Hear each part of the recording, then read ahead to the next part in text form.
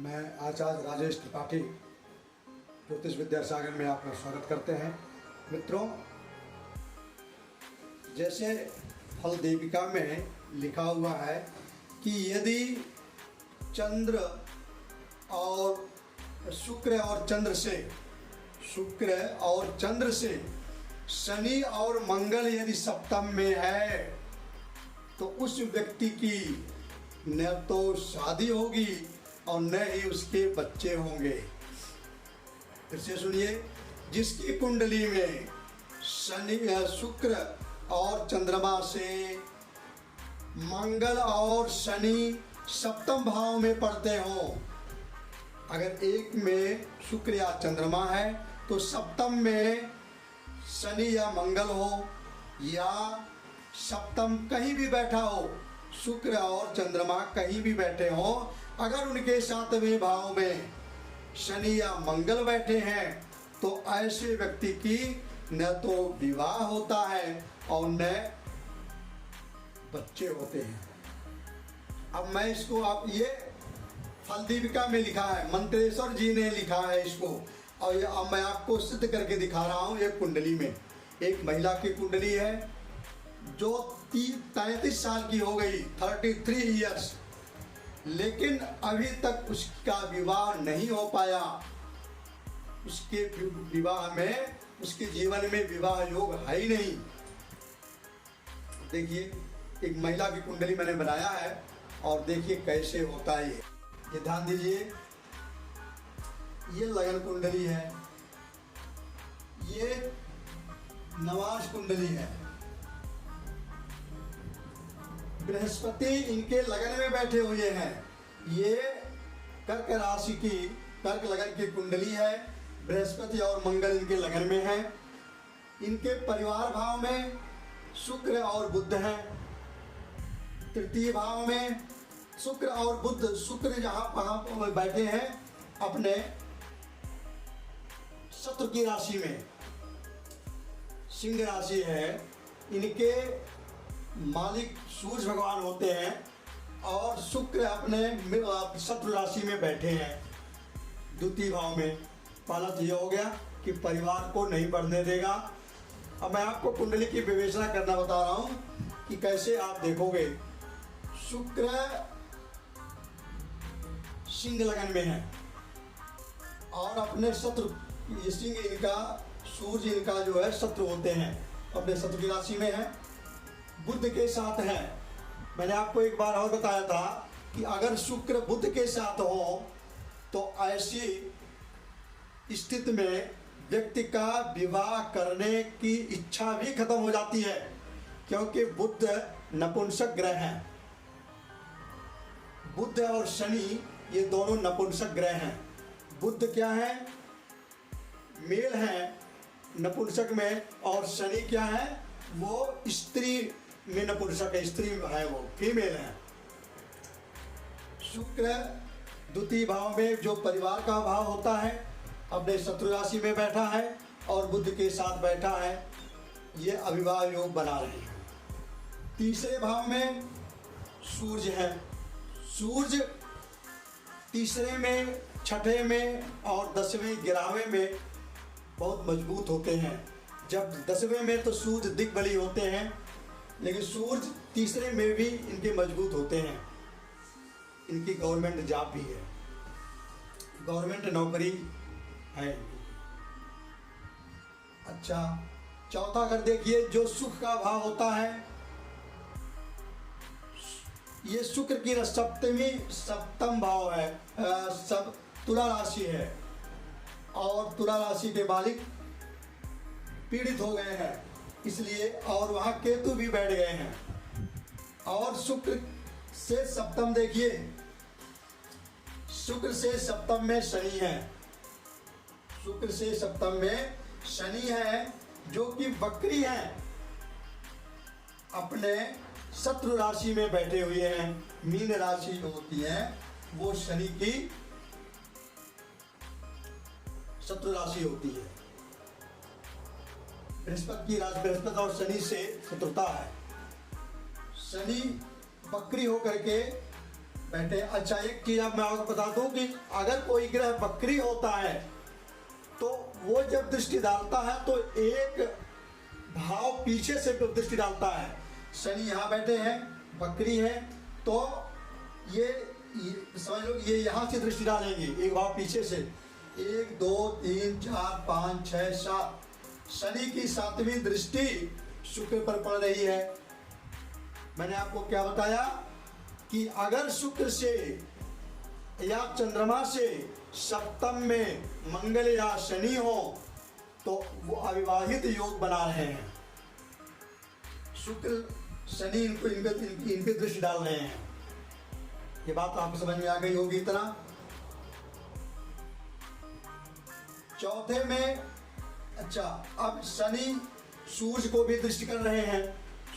शनि यहाँ 2 भाव के से देखे जाएंगे, क्योंकि वक्री है इसलिए एक भाव पीछे से देखे जाएंगे और जहां बैठे वहां से भी देखे जाएंगे। तो शनि का एक दृष्टि सूर्य पर भी पड़ रही है। सूर्य जो कि पिता के कारक होते हैं, संतान के कारक भी होते हैं और भविष्य के उज्जवल भविष्य के कारक होते हैं। नौकरी के कारक तो होते ही हैं। तो शनि की एक दृष्टि सूर्य पर भी पड़ रही है। चौथे में केतु है। केतु जहां बैठे हैं चौथा, ये शुक्र की राशि है, तुला राशि है। तुला राशि मित्रों शुक्र की राशि होती है और ये केतु है और राहु से पीड़ित भी है। राहु इनको, जहाँ राहु बैठे हैं, राहु इनको सीधे सप्तम दृष्टि से देख रहे हैं और राहु शुक्र को भी देख रहे हैं। 1 2 3 4 5, राहु की 4 दृष्टियां होती हैं, 4 5 और 6। राहु यहाँ बैठ करके लगन को देख रहे हैं जो कि बृहस्पति है। स्त्री की कुंडली में बृहस्पति पति का रूप होता है और पुरुष की कुंडली में शुक्र पत्नी का रूप होते हैं। तो इनके पति देवता भी पीड़ित हो गए, पति का सुख नहीं मिलेगा। राहु की चौथी दृष्टि बृहस्पति पर पड़ रही है। हालांकि बृहस्पति अपने उच्च में बैठे हुए हैं लेकिन उससे कोई मतलब नहीं है। शनि की भी दृष्टि, अच्छा, शुक्र पर पड़ी, शुक्र इनका पीड़ित हो गया। विवाह का कारक होता है शुक्र। शुक्र अगर जिसका पीड़ित हो गया तो समझ लीजिए कि विवाह में विलंब होगा या विवाह नहीं होगा। पंचम भाव में देखिए, पंचम भाव मंगल जी हैं। मंगल जी कहाँ बैठे हैं? इनकी लगन में बैठे हैं और शनि की दृष्टि है, राहु की दृष्टि है मंगल पे। मंगल और बृहस्पति दोनों की दृष्टि राहु की है। मंगल पंचम संतान का कारक होता है। पंचमेश लगन में बैठ गए और राहु से दृष्टि हो गए, इसलिए संतान सुख भी इनको नहीं मिलेगा। छठा भाव देखिए, बृहस्पति जी हैं। बृहस्पति जी यहाँ छठे सो के बैठे हैं और नवमेश भी हैं। छठेश लगन में बैठ गए। छठेश अगर लगन में बैठते हैं तो वो शरीर को अस्वस्थ करते हैं। अगर किसी कुंडली में छठेश जो है वो लगन में बैठ गए, छठा घपघर रोग का, ऋण का, रिपु का, शत्रु का होता है, झगड़े लाय का होता है। अगर वो सप्तम में बैठ गए, इसे बैठ गए तो इसका मतलब है कि ये व्यक्ति की कुंडली है और छठे में बैठ गए तो झगड़ा लड़ाइयाँ हमेशा होती रहेगी, पटरी नहीं रहेगी, रोग भी रहेगा और इनको शत्रु भी बहुत रहेंगे और वो भी राहु से दृष्ट है और भी पीड़ित हो गए। सप्तम भाव, अपने शत्रु राशि में चंद्रमा बैठे हैं। यहाँ मकर राशि है, शनि की राशि है। शनि चंद्रमा यहाँ शत्रु राशि में बैठ गए और मंगल से सीधा सप्तम भाव से दृष्टि हो गए। मैंने क्या बताया था कि यदि मंगल और शनि से सप्तम में शुक्र या चंद्रमा है तो अविवाहित योग बनते हैं। तो यहाँ देखिए मंगल से सप्तम में शनि बैठ गए, इसलिए अविवाहित योग है। और शुक्र से सप्तम में शनि बैठ गए, मंगल से सप्तम में चंद्रमा है, शुक्र से सप्तम में शनि है।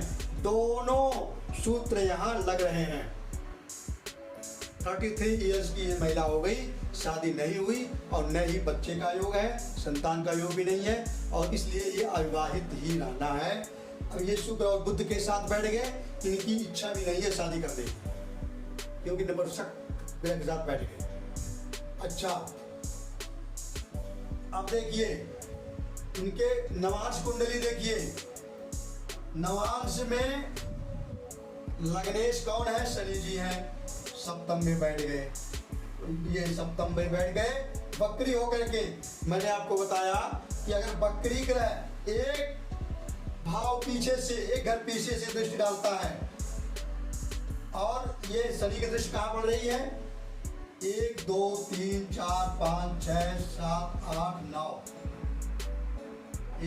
शनि की दृष्टि 1 2 3 4 5 6 7 सूर्य पर पड़ रही है।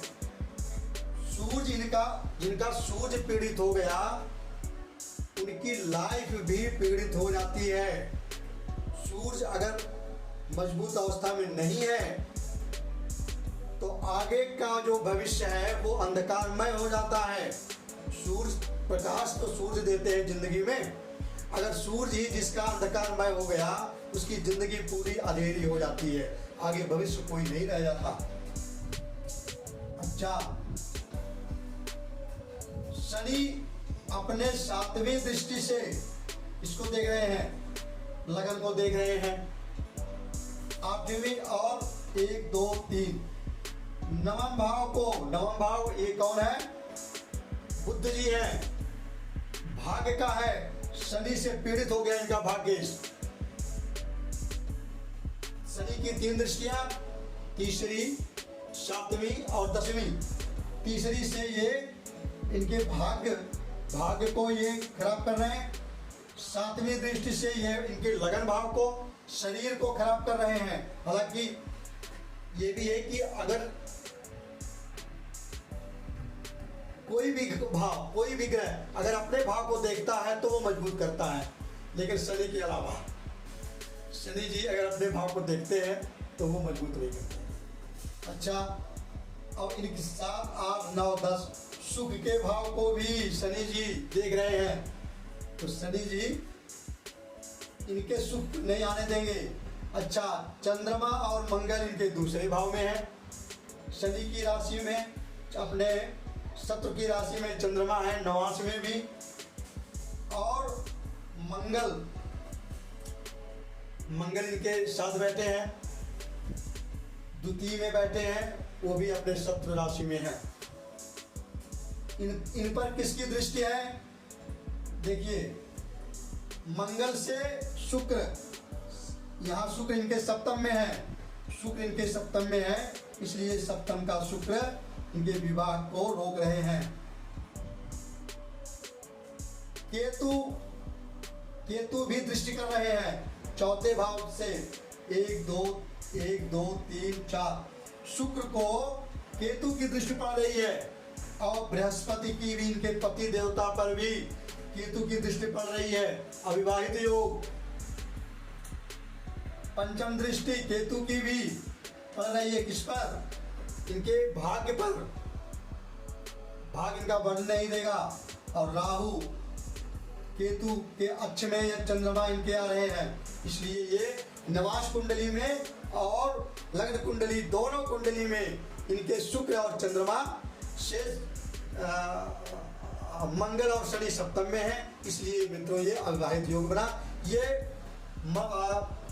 मंत्रेश्वर जी की फल दीपिका में ये सूत्र लिखा गया है, और यहाँ मैंने सिद्ध हो गया इस कुंडली में कि अगर ऐसे शुक्र और चंद्रमा से मंगल और शनि सप्तम में है तो न ही बच्चे होंगे और न ही उस व्यक्ति की शादी होगी।